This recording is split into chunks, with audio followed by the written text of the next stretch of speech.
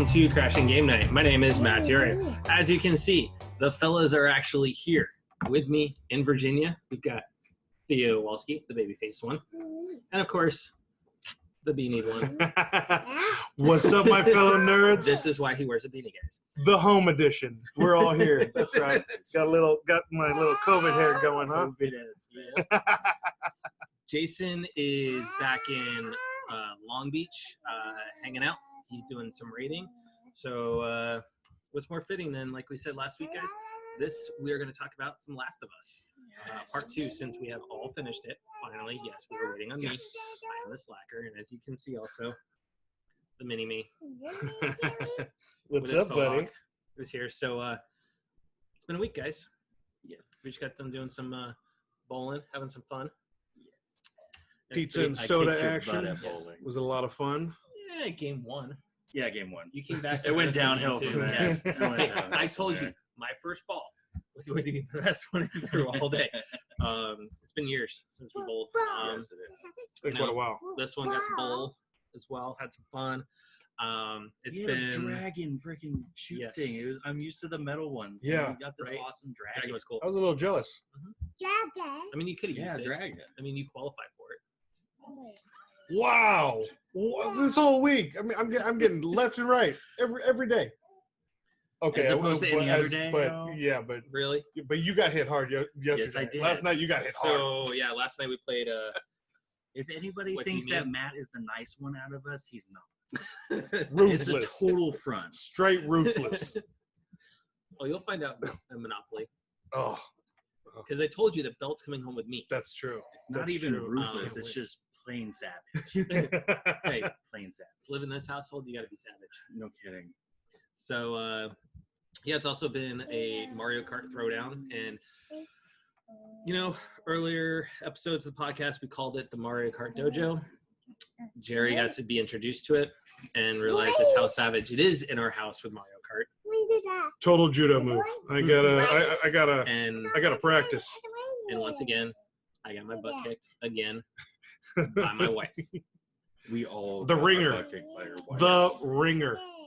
So yes, literally the ringer. Because there'd be times that I played with her sister, and then she would sneak in and play as her sister while from 8th come into 1st. Yep. Right there. Yeah. Yeah. So let's talk about some news from this week, and then we'll kind of get into our Last of Us 2 discussion and whatnot. So first things first, this week, setting up DC Fandom, which starts on the 22nd. Rocksteady announced in a teaser a picture of Superman with a Suicide Squad bullseye on the top of his head. It has now come out that the game is called Suicide Squad Kill the Justice League. It is going to be shown off during Fandom. You know what? It's Rocksteady. I trust them. I do too. The moment they put out that poster, I am nothing but questions, but a little speculation from IGN that they said that Superman was actually going to be Bizarro. But now with the title, I don't know. Well, maybe Bizarro goes in, penetrates the Justice League. Maybe. Or something. You never know. Well, with Rocksteady, we're going to get an interesting story. Nathan Fillion has been doing a lot of talking up of Suicide Squad, the game, which makes me think that maybe he is reprising his role as Lantern. That'd be sweet. From the animated shows. So that would be kind of interesting. No, so we also do know that Series X has had a rumored leak of November 6th now. I've been holding true that it was, everything was going to be November 19th because of Cyberpunk. Yeah. But November 6th kind of makes me think that maybe PlayStation will probably go around that time too. So they have the consoles up and running before Cyberpunk drops. Within a week to 2 weeks. Yeah. They're always within a week to 2 weeks within each other of launch. So. Yep. Yeah. Also, along with that rumored leak, Halo Infinite has been delayed till next year, rightfully so. I honestly think it's a good thing for the game. I mean, that rendering on that trailer was just god awful.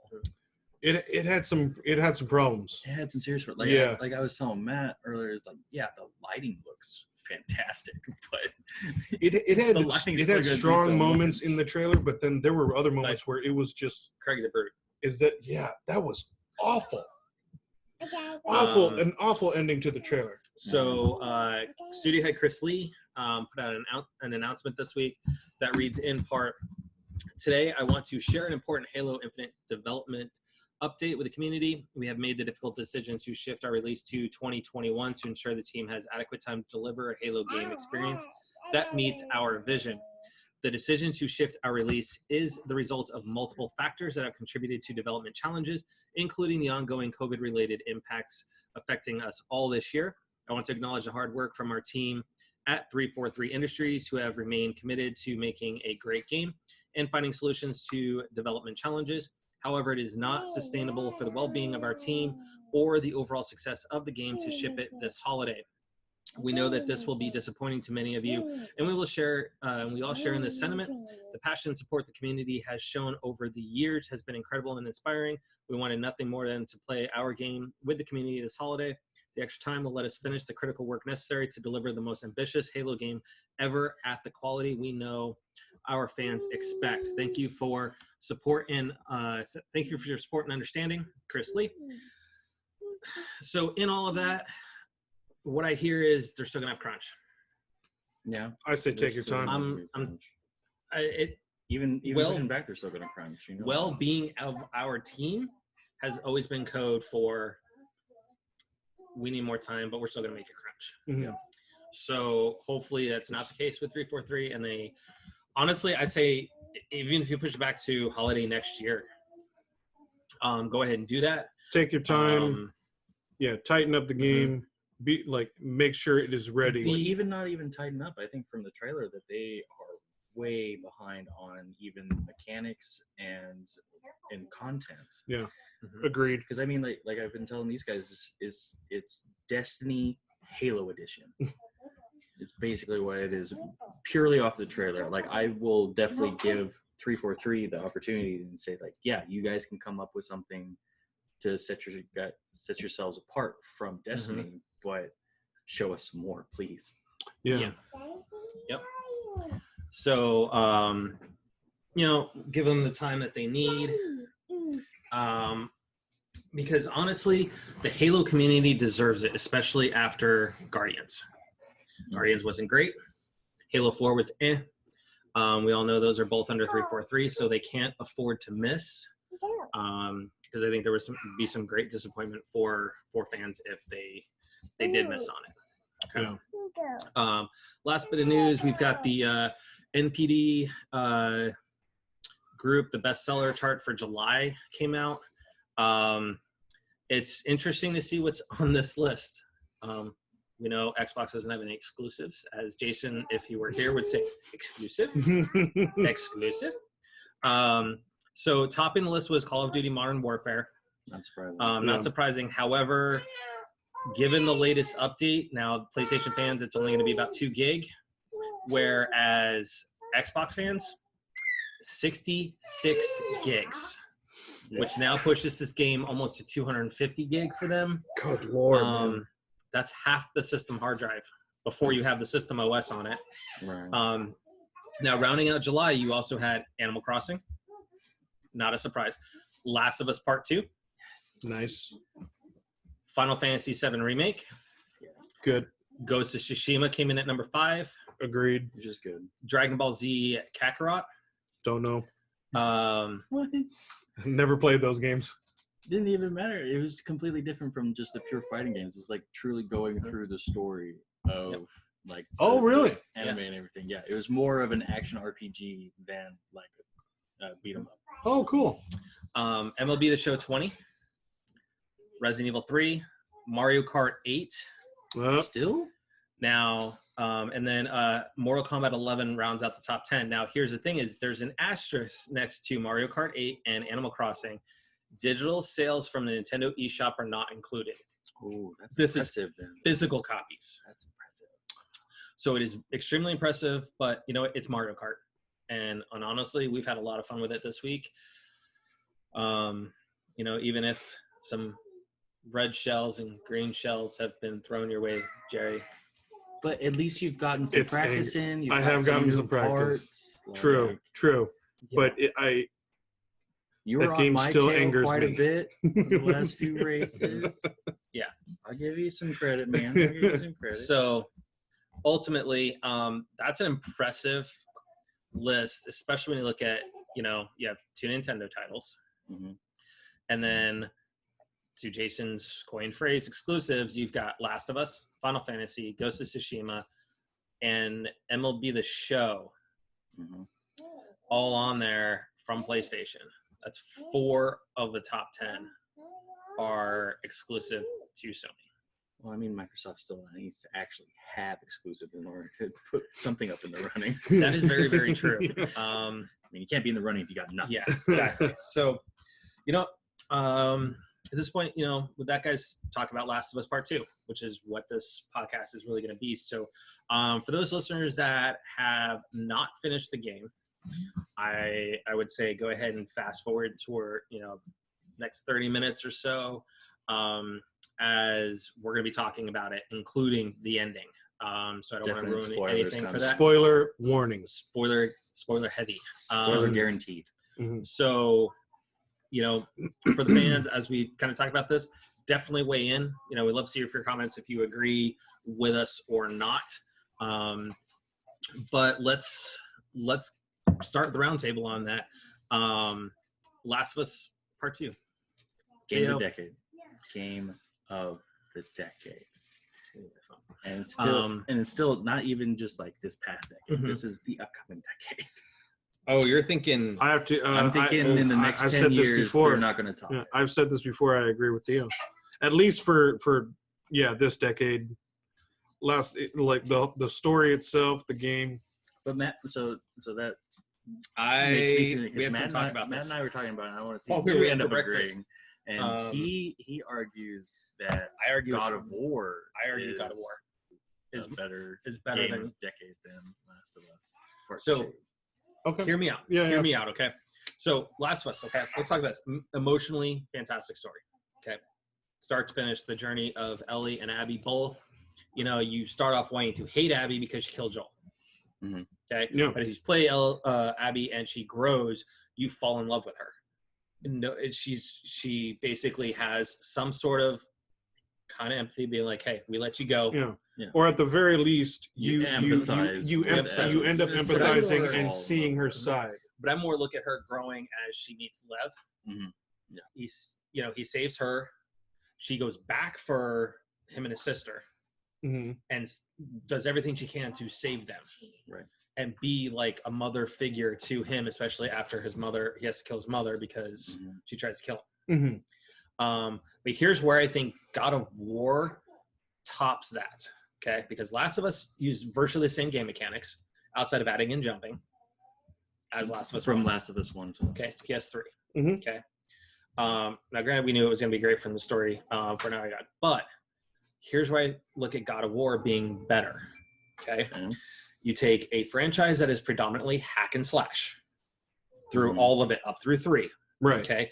And I've been on record. I've even told Corey Barlog to his face when we met him at E3 a couple of years ago that I was not a fan of God of War, period. Going into God of War and PS4.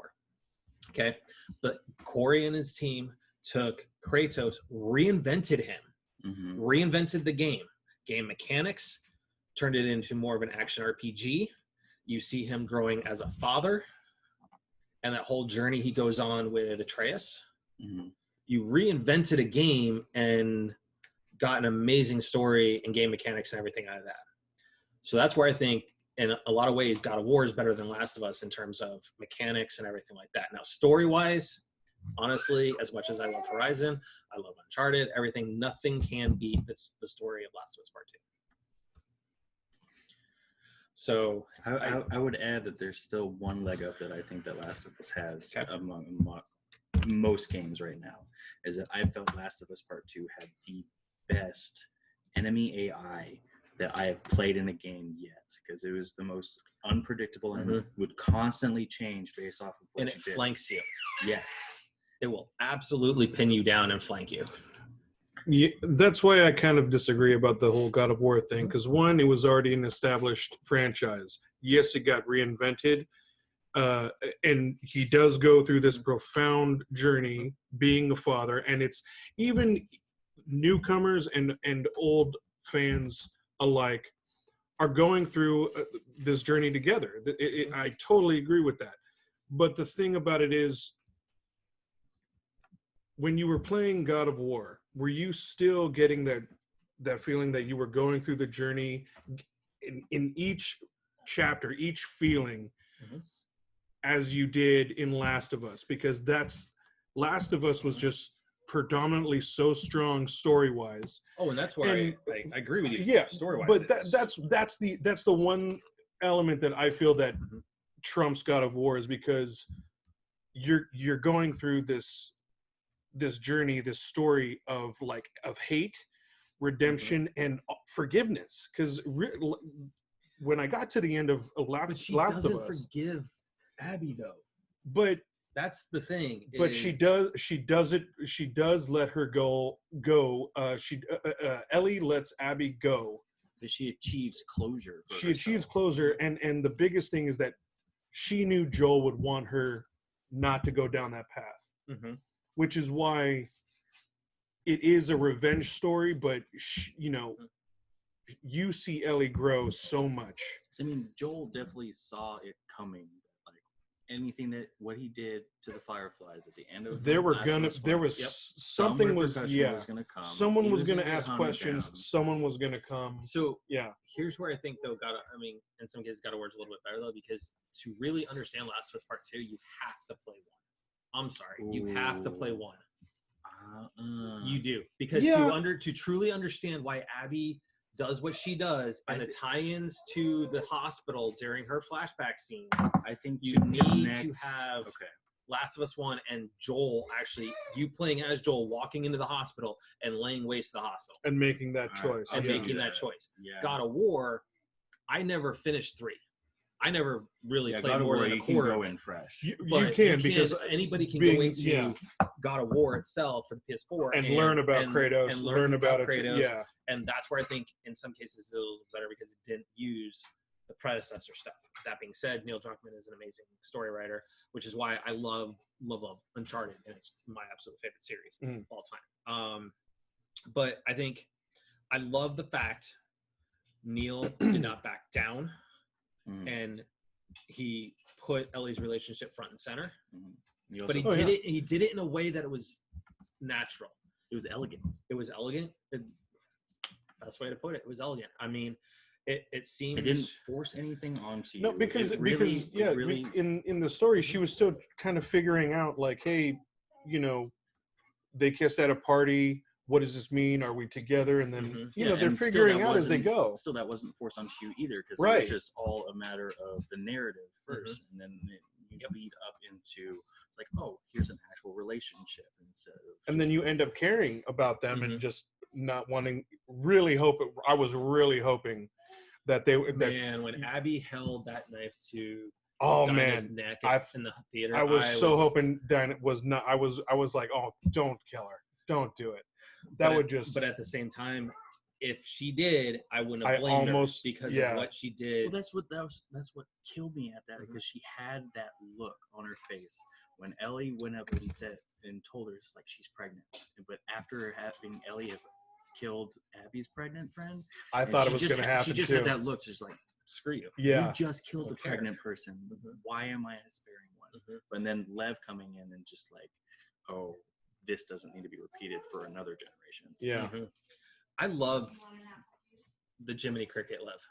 I really did, because he really brought Abby back down to earth. That was good. Brought out a lot going through the apartments and everything. Yeah. That kind of like, I'm just questioning how you do things. Like you don't know about, because it was weird because you never thought that was the generation growing up on the in ground. Yeah, it was that generation growing up in that chaos. I gotta say this though, I had anxiety going across the scaffolding.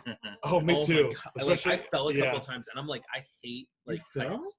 Yes, I fell a couple times. Oh, I didn't fall. Because I was trying to cross it too fast, and I didn't stop fast enough to reset myself.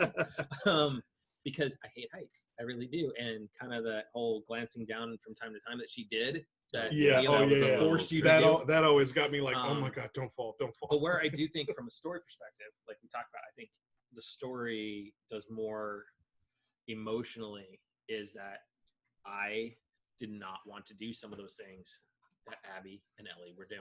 Oh yeah, like Matt and I were talking about, like, or even you and I were talking about at the very end with the final fight against Ellie and Abby. There was the certain pieces that it's like they're like Abby's waiting to be punched by Ellie, and I'm like, is there maybe something written to where that I don't do this and something else will happen? Yeah, I did not want to do that to Abby, much less the doctor too in the hospital, right?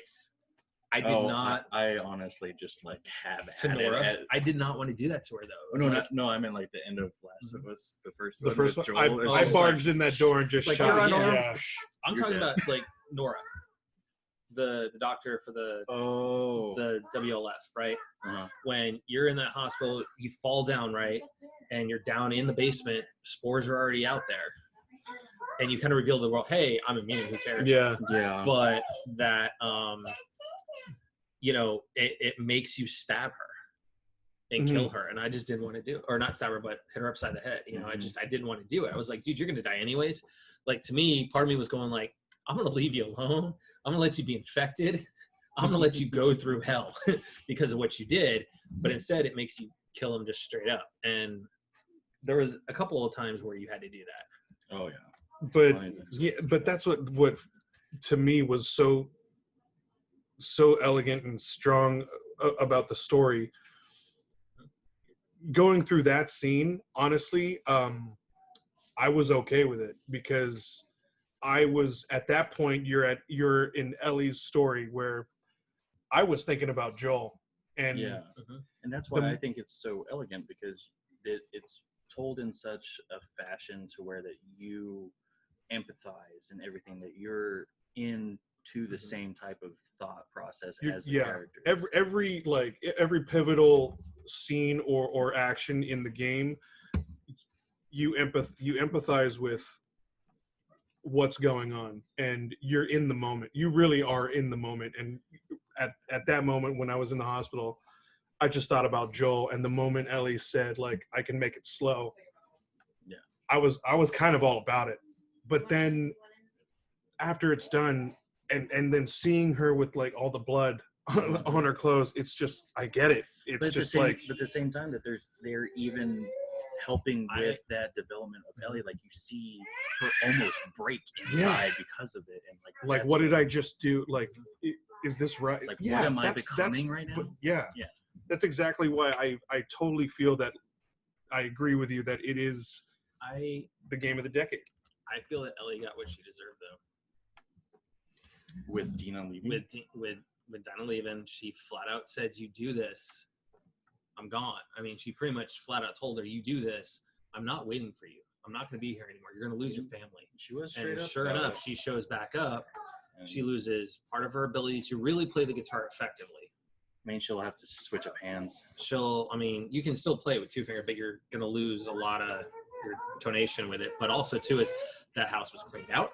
And Dinah purposely left all the drawings of all of them. Yeah. There's all of So to me, I think that Ellie got what she deserved. I personally loved seeing Abby kind of be able to go off with Lev and let them do their own story. Part of me wished that we could have gotten the Fireflies actually in it, like a little, satellite, and that maybe that's what Santa Barbara really was. Instead, it's this biker gang that is basically luring everybody there. The Rattlers as slaves. Yeah, I was, but that's also what was so great about the decision. Ellie knew what she was doing, but also she had to finish it. She had to get closure, but in doing that, I still I'm kind of. I was still hopeful too that maybe Dina would stay. I think Matt and I agreed with it. Like, it wasn't really her. Like, I think she just felt too much that she owed to Tommy. She pushed those buttons. Yeah. She was ready. She was just like, yeah, I've already moved on from this. Why are you still hanging on to this at this point? But and then he kept on saying, like, you promised. Yeah. You promised this was going to But also, you kind of have to put yourself in that position where if it was my brother, I wouldn't quit. Maybe, I don't know. I don't know if I would quit, or I don't know if I would keep going on. Even if it was the person that, like, basically shot half your face off. Because she still shot him in the face. Yeah. Yeah. And That's here's true. my thing is, though, is in the theater, at that point, Abby kind of shows up. It's like, I felt Ellie kind of made that turn, was like, you know what? I'm done. I don't need this because bloodshed she almost on my lost hands everyone. because she was so far over the edge and she had to come back. For me, it was like, I was hopeful that right then and there she was good. Yeah. She would leave it alone. You know, and granted that fight with Abby and Ellie was oh my god, that was such a turn. That was a jaw-dropping moment for me. I was like, oh my god, I'm playing against Ellie right now. Yeah. And I have to kick her ass. Yes. But overall, I mean, from a design perspective, it was fantastic. Yeah. So I did like finding Drake's ring in the bank vault. Yeah, there were some nice Easter eggs. There's the ring, which you find in the bank vault in the very beginning of Seattle Day One. Yeah, you find the naked But Drake. in Abbey Day One, there's the precursor sphere or whatever from Jack and Daxter. Jack and Daxter is in one of the apartments. Yeah, I missed it. I need to go back and get it. I found it. That makes more sense why it's called the Strange Artifact. Yeah, that's what there are in Jack and Daxter. Okay. So just those little touches. Loved how they had some of the bands that would have been popular at the time as everything hit. Love the PS3 that was the common PS3's in a lot of rooms. The PS3s and the Vitas. Yeah. Also, the numbered Uncharted's up through that would have been for that era. Yeah. For when Outbreak Day really was and it started. There's just a lot of touches they did.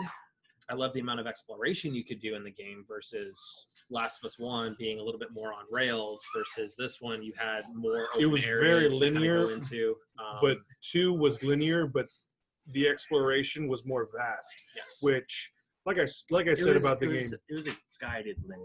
Yeah. It was just it was for a guided open. But it was nice that it was more open too. Yeah. Yeah.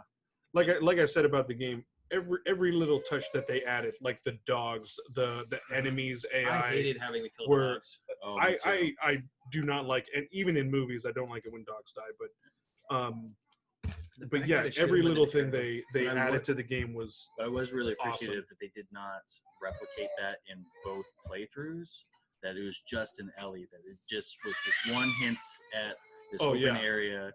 And like that made it the lengthiest part of the game, and then Abby, because like I didn't want to just like, oh my god, I'm only halfway done when I get to Abby, when really in reality you're like about 65% done. Yeah. So overall, how did you feel about the gun mechanics this time around and adding in more mechanics for the bow, adding in a crossbow? I enjoyed, like I said, everything that they added to it, even the upgrade system. They simplified the it. Workbench was awesome. It was awesome. I love the idea of the workbench, and I'm somewhat of a stickler when you do additions to a gun in a game. They were done well.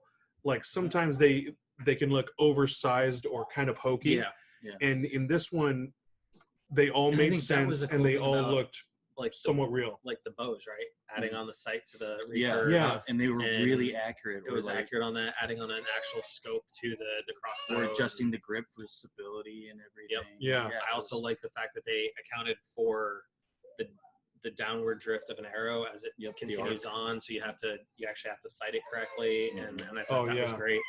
I mean, at least they did that in the first one, but you definitely had more distance this time around, and that you were actually doing something more realistic rather than having a line drawn for you to know where it's going to go. Yeah, you just had a sight to be able to use. Yeah, which was fantastic. And a lot of the upgrades too, I think for both Ellie and Abby were really interesting. Like it wasn't just listening mode, but some were like reload speed. That's what I was going to ask. Like, how do you feel about the skill trees? I enjoyed them. I'm glad that. So I liked the whole like, oh, I found a new like outdoorsman book, so I'm Yeah. unlocking a new tree.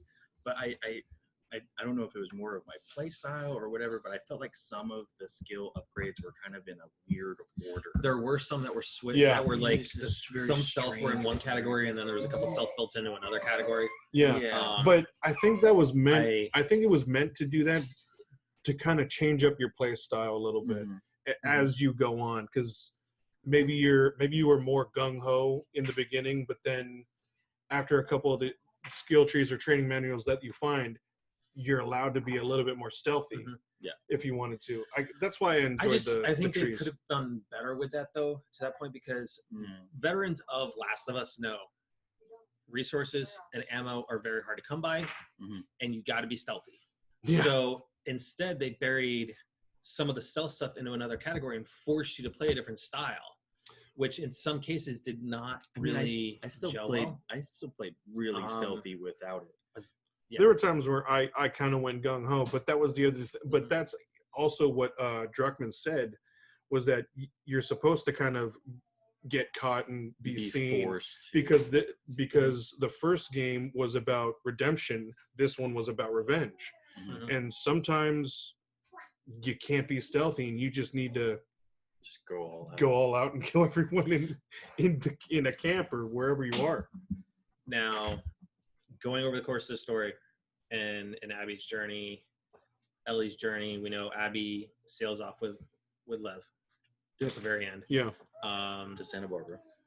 Well, they were already in Santa Barbara. They were leaving. They were just straight. Oh, at the very end. Yeah. But I'm talking about like the very, very end of the game. Which Theo and I comment on the same thing. Did you mix up Abby? So when you get to the final part With the poles? to find Abby at the poles where everybody was strung up, did you mistake the girl with the ponytail to be Abby? I was wondering if that was. I was thinking like, I think I'm doing what they want me to do. Because like I totally went straight for the story. I'm looking for the ponytail. I'm looking for a beefy girl, and there she is. And then you turn. Then I see the icon. And it's like, wait, I'm looking right at her game. What's wrong with this? And you know what? It totally makes sense when you turned around and see that she was. It made me really sad seeing her like that, because you can tell then, for everything up to that point, that Abby spent a lot of time keeping that bulk, because that's what helped her survive against the infected. But then you see her there, like, you can tell that she went through no muscle tone. She went through some crap in that camp, and and honestly, it more feminized her, in terms of, a lot of people think, she was too big for the character, but I actually think it was perfect for her. And, in terms of going up to that point. You have to be, especially when she's dubbed when she was dubbed the best scar killer of the camp. Yeah. You got to be ruthless, and you got to, look the part. And she did. I still personally feel like that they didn't overdo it with the masculinity of Abby. Absolutely no. I thought she looked like a bodybuilder. Like, I just thought that she was I totally thought she was just CrossFit too. bulky. She was still an attractive character, and she still had her feminine side really present throughout her entire story. And I thought that it did. And all of it, though, the one thing that for me, my least favorite thing about the game is I don't think it needed the sex scene. I kind of think it did. It just to really get into the turmoil with the triangle between Owen. I thought that was. I honestly thought that was bound to happen. Yeah, the fact is you didn't. I mean, it was just straight up. Hey, ripping clothes off. Here's frontal. Here, bend her over. Exactly what's. I just didn't think it was necessarily needed. But I felt it was needed because it helped her realize that she needed to move away from Owen, because you see in the morning after that she's just like, this isn't worth it anymore. Like, I've been obsessed with this guy for so many years. It was almost kind of her own closure. And like, it's just this back and forth, and like, it's just this. Like, he's not thinking logically. I think it could have, like, for me, I think it was more along the lines, I didn't need the full scene. Like, you could have kind of started it. You didn't need the full scene or anything like that. You look at like Mass Effect, right? Or even like Dragon Age, where you end up, you do sleep with the other characters in the game, but it's it Yeah, starts. they could have done like It a starts, but it's steamy not- window in the boat Yeah. or something. and you kind of start it, and then okay, cool. Next morning, I didn't think you need the full on sex scene because I think in some ways it almost brings it more than an M-rated game, and almost pushes that barrier with how much violence and everything is already in the game. True. So Yeah. But overall, though, I think it was a great game. Now, that being said, do we need a part 3? I don't think we need a part 3. Once again, Theo and I have discussed this where It's classic Naughty Dog. That it's like you got full closure. It can stop, but has the opportunity for more. yeah. Now, I would accept a third game, but once again, if it was written with care and if Naughty Dog was the only one to do it, They would do it right. they would do it right and do it justice. But do I need another one after 2? No. I think it needs to be left. Just leave it alone because I'd sometimes be happy with that too. sometimes you go for that third game. And let's reference Mass Effect, right? Okay. Well, no, but here's No, case I in get point, you, I though. get you. Mass Effect 3, you could have left it alone. Yeah. You could have left things alone after Mass Effect 2, but you didn't. You went for 3, and 3 And then trying Was- to redeem yourself, you go with Andromeda. And that was bad. we I don't was talk okay about with Andromeda. 3. I'm one of those Well, people that was okay with but 3, and A lot the of ending. 3 was terrible. It had its And problems. I think a lot of trilogy, like third games. Now, Naughty Dog being the exception because of Uncharted 3 was a fantastic game. And then going to 4, And which 4 was still amazing. I love Yeah. it. But that being said, I think you need to leave Last of Us alone.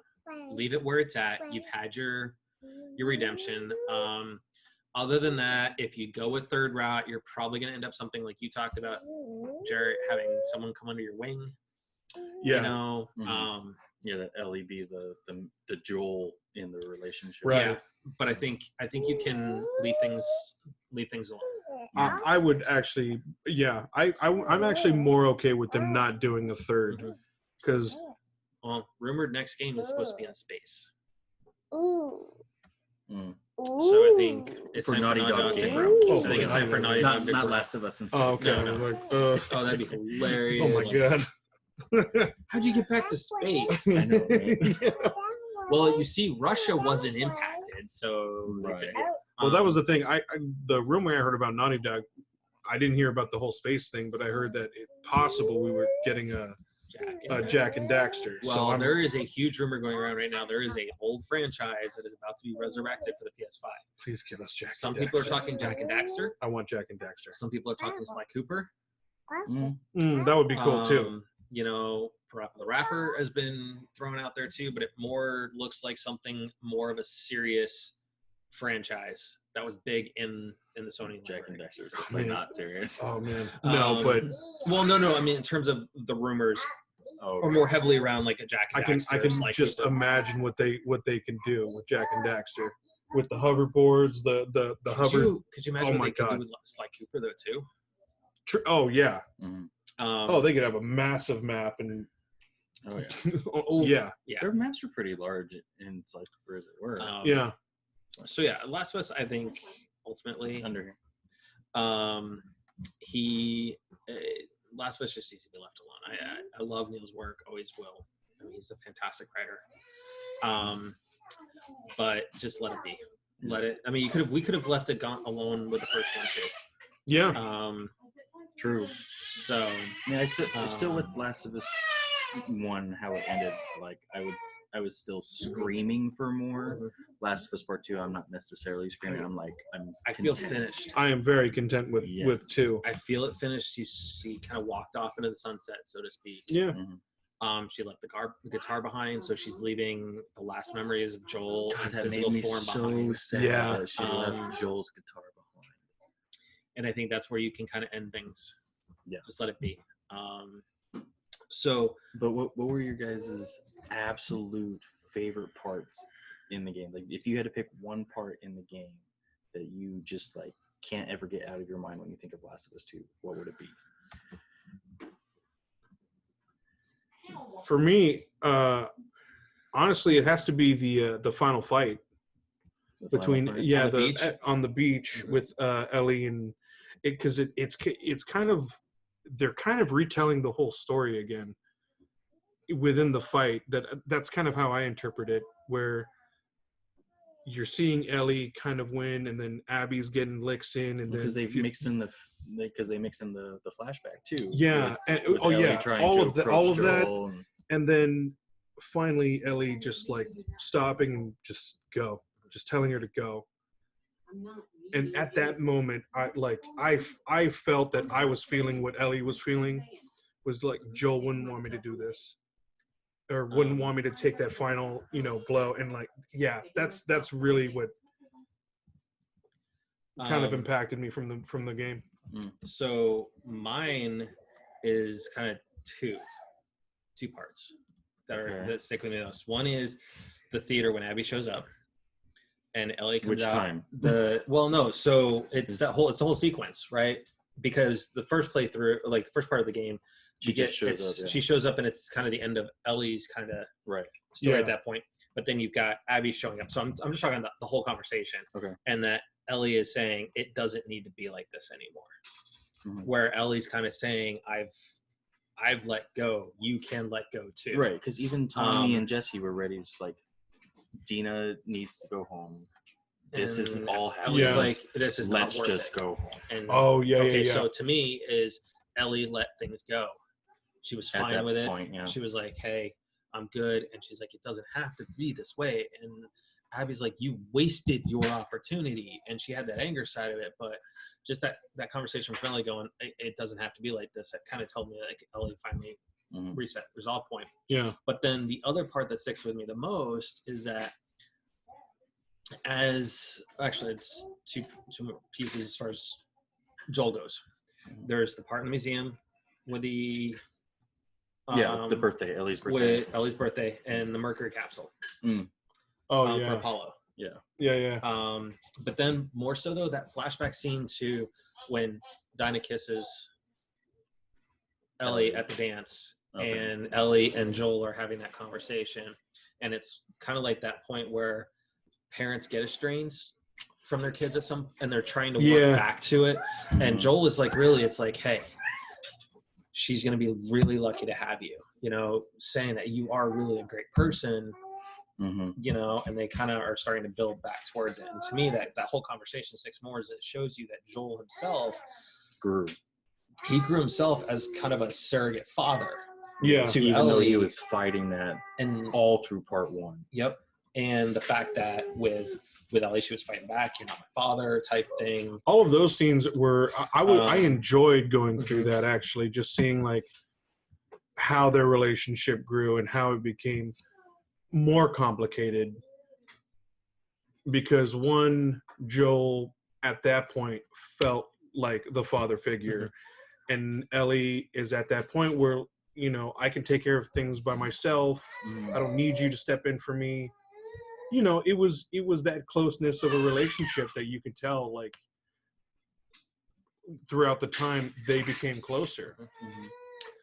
But then as the secret unraveled, and when she found out, when she ran off to the hospital and all that, where you see how it got complicated, I enjoyed all of that. So hard to walk around that, and he couldn't. Yeah. So what was your favorite?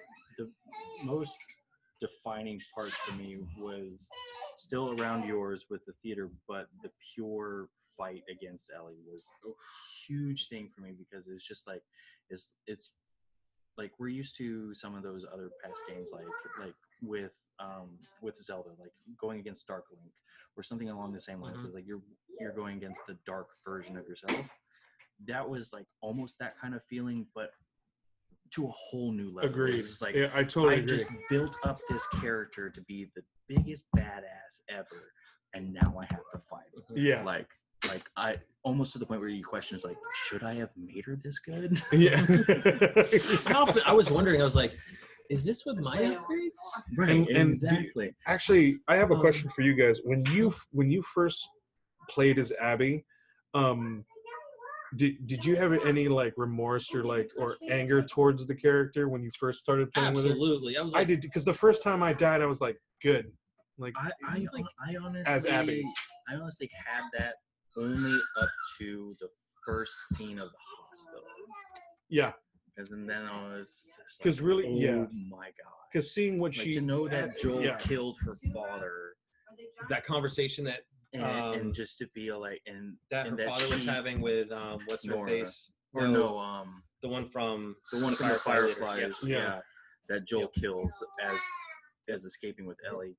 But I mean, like, yeah, that was the turning point. I was just like, okay, this is starting to click a bit. So everything. let me ask you a question. After playing through, okay, we have Ghost of Tsushima that came to play, Mhm. and I know you guys kind of jumped into it because you guys finished it sooner than I did. But did you find yourself needing something to play that was more lighthearted after playing Last of Us than moving into something more serious? I wouldn't go with lighthearted, but definitely less on the feels, like less emotional, like not like because like Ghost, like I feel is a good transition, or is still a good follow up for going into a new game, because it's still a lot of kind of the same things. It still has a great story that's building, and some of the same mechanics, but it's still really action packed and kind of dark, but it's not to the where that like you're almost getting a little anxiety when you play, Right. which I felt like a little anxiety. And I got a lot of that through Last of Us, where I was happy to start Ghost because it was a straight like gory samurai, save our country type of thing. It wasn't a roller coaster of emotions, and also questioning, like, what am I doing with this character? I hate this character, and you're going through now I'm sympathizing with this character. I'm talking about Abby, where you're one character in Ghost, you're building him up. It was a good transition. Right. Yeah. Well, at least as far as we know with Ghosts, there Right. isn't going to be a change. It's like, oh my god, my uncle is the evil one. Right. So I needed a transition. Yes, I started up a little bit of Ghost of Tsushima. Need to play that a little bit more because by the time I got to play it, you guys were flying in, so I didn't have a chance to really dive into it too much. But Animal Crossing got fired back up on my Switch. That's right. That's okay. So I pretty much reset my island without resetting it. I, however, reset it completely. I wiped my island completely, terraformed it, so it's now almost a blank canvas, but I didn't want to give up on all the work I put in my museum, all the items on my catalog, my DIYs, all of that stuff. So I did that. Also, I did download, and we kind of sat around watching it and playing it a little bit, but the beta for Marvel Avengers, which as of the time of this recording is in the middle of the free weekend for PlayStation. We'll have another beta weekend next weekend for Xbox, PlayStation, or not, Xbox, PlayStation, and PC. Honestly, my initial feels on it right now, which Jerry say you need to download it and play it yourself and do it, but it feels a lot like Anthem, feels a bit like Destiny, and honestly, it may not be one I play too much because you weren't very impressed. I wasn't impressed at all. Now, it's very pretty, but it's very much a button masher. It's just hit a couple buttons, that's it, move on. See, but at the same time, with how I feel like it was presented originally and that like first mission or whatever, I'm actually kind of okay with the button smashing if the story is there. Because that was the big thing with Anthem that really sucked, is that there was really no story there. Yeah.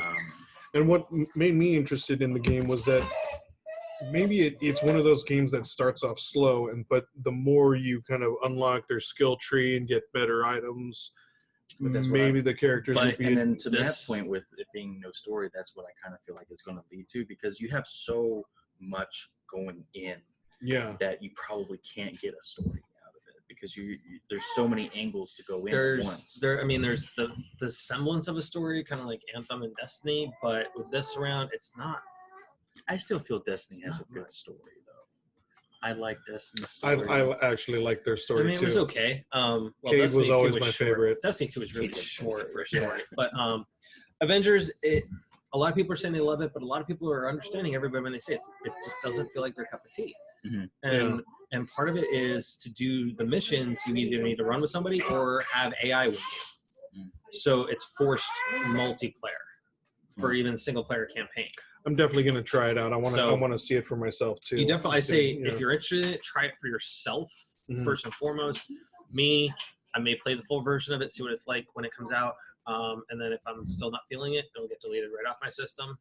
But if it's a forced multiplayer, that kind of intrigues me a little bit to the point where that the level of difficulty is at a spot So- to where that you need to be revived. Well, here's the thing though, and this is the mechanic I hate. Okay. I hate about it is the fact is if you're playing with other people, anybody can come over and res you. Okay. Yeah. If you are playing with AI, you get 2 shots. Mhm. You down on the second shot, they will not revive you when you're dead now, Mhm. and have to restart the entire mission. Mhm. So it's forcing you to play multiplayer with other people. well, not necessarily. Because here's the thing though, is because the missions that I was playing with, Yeah. they scale to your highest power character. So I was with Kamala, I had her up to a level 12. So I went on a mission. I decided I want to start working on Iron Man and get him abilities and stuff like that, right? He's a 0. I brought Black Widow, who was a 0 because I thought she was unlocked. Mhm. I did bring Kamala because, I mean, it was a 4-person squad. Hulk was an 8. The enemies were 12 pluses and very orange. So anybody who's played Destiny, Anthem, any other like World of Warcraft knows, RPG type. you know, the coloring on the enemy names means their difficulty. And orange is generally a I'm just slightly You're a little squishy. You're gonna be a little squishy.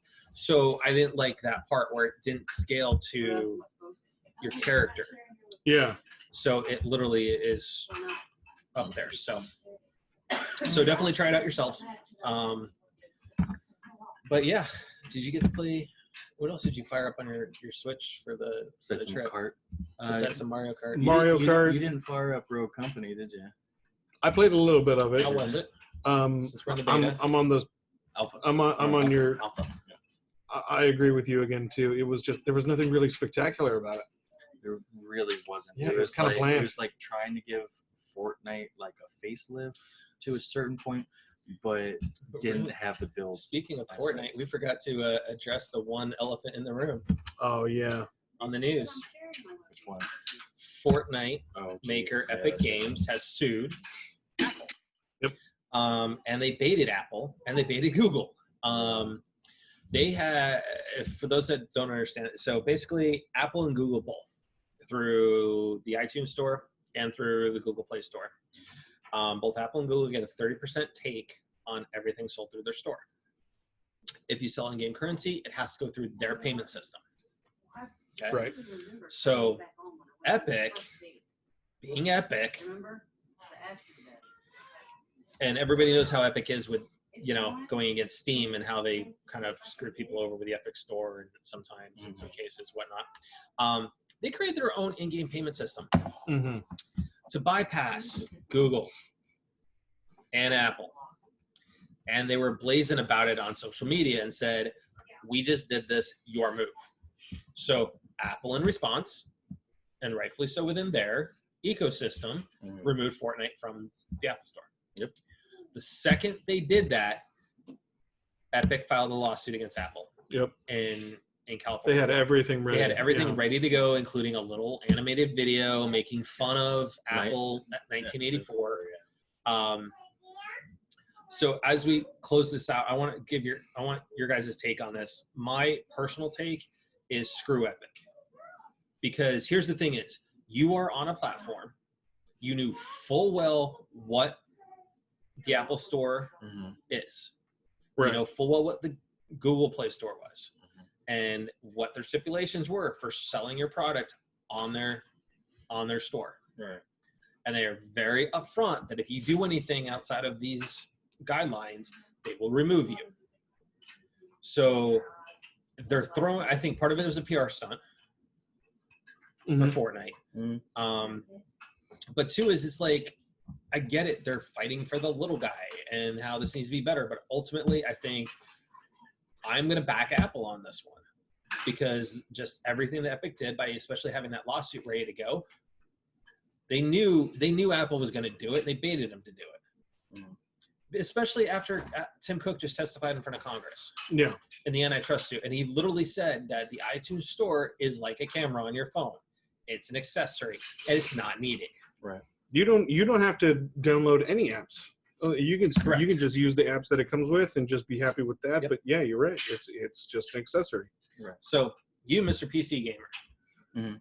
you use both Steam and I use whatever. Yeah, use whatever you can get the game on.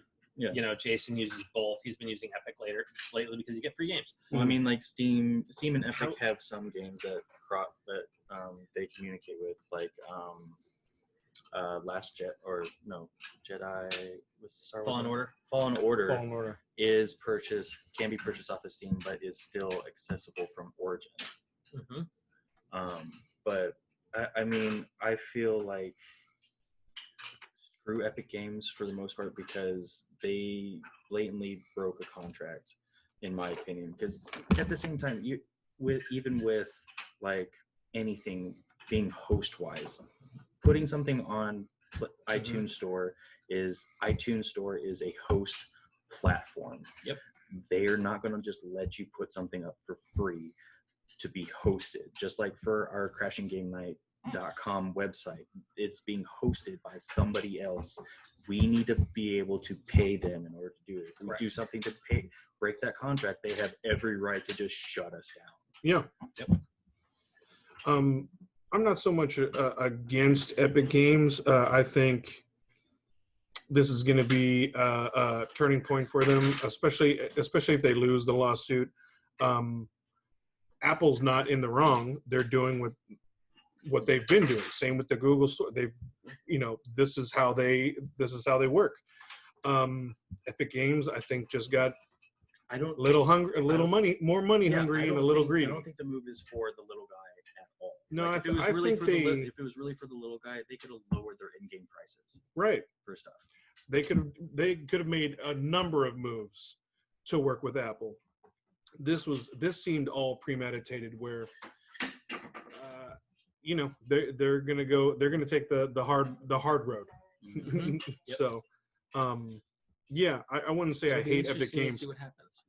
But they're going to learn a lesson. Making their employees crunch for Fortnite. That every week there's a patch, right? And as they're going over the patch notes for the week, all of a sudden the executive goes, "I want a gun," so it makes all the employees crunch to get the gun into that update. Yeah, yeah. The work conditions are it's not great, not right. So you're going to turn on and do this too? Yeah.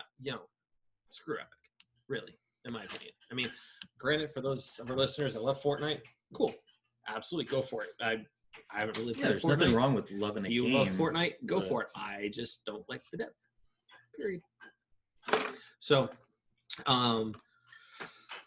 with that, guys, thank you for crashing game night with us as we're all in person for the first time in now well over a year and a half. So. Yeah. E3 2019 was the last time we were all in person together, able to get together.